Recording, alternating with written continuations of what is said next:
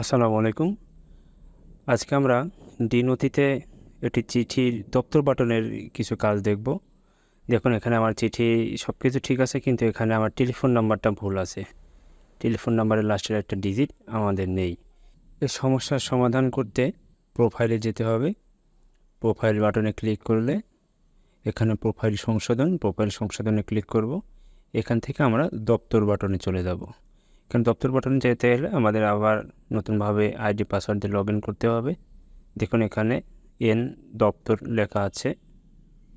এভাবে log in করলে আমরা এখানে অ্যাডমিন অপশনে চলে আসব। দেখুন এখানে আমাদের অফিস ব্যবস্থাপনা অনেক কিছু পাবো, যেটা আমাদের dnothi-তে যে অফিস ব্যবস্থাপনা ছিল অ্যাডমিন বাটনে সেরকম কিছু। এখন আমি অফিস তথ্য সংশোধনে ক্লিক করলাম। দেখুন এখানে আমার ফোন নাম্বার ঠিক আছে, কিন্তু এখানে আমার ভুল আছে। তো এখানে ঠিক থাকলে আমরা আবার অন্য অপশনে দেখতে পারি। দেখুন আমাদের এখানে শাখার তথ্য সংশোধন এই বাটনে ক্লিক করব। এখানে ক্লিক করে এই যে এখানে আমাদের সংশোধন বাটনে ক্লিক করব। এখানে দেখুন আমার ফোন নাম্বারটা ভুল আছে। দেখুন এই ফোন নাম্বারটা ভুল আছে, এখানে আমরা সংশোধন করে দেব।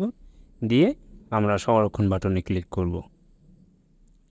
সংরক্ষণ বাটনে ক্লিক করলেই আমাদের সেই যে ভুল ফোন নাম্বারটা ছিল সেটা সংশোধন হয়ে যাবে। দেখুন আমাদের ফোন নাম্বার সংশোধন হওয়ার পরে আমরা এখানে পত্রের সম্পাদন বাটনে ক্লিক করব। সম্পাদন বাটনে ক্লিক করে আমাদের নতুন করে প্রেরক বা প্রাপকের নির্বাচনটা নতুনভাবে করলে আমাদের সেই সমস্যাটা সমাধান হয়ে যাবে।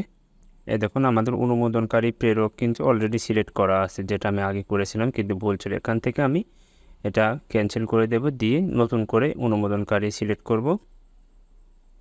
দেখুন এবার নতুন করে অনুমোদনকারী সিলেক্ট করার পরে প্রেরক সেই একইভাবে আমি ক্যান্সেল করে দেব, দিয়ে নতুন করে আবার প্রেরক সিলেক্ট করব। এটা সিলেক্ট করলেই দেখবেন যে আমাদের সেই যে টেলিফোন নাম্বারটা আমরা সংশোধন করলাম সেটা কিন্তু সংশোধন হয়ে যাবে।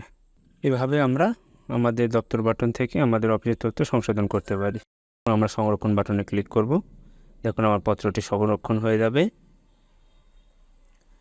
পত্রটি সংরক্ষণ হয়ে গেলে তখন আমাদের সেই যে ফোন নাম্বারটা ভুল ছিল এটা আর আসবে না। ধন্যবাদ সকলকে।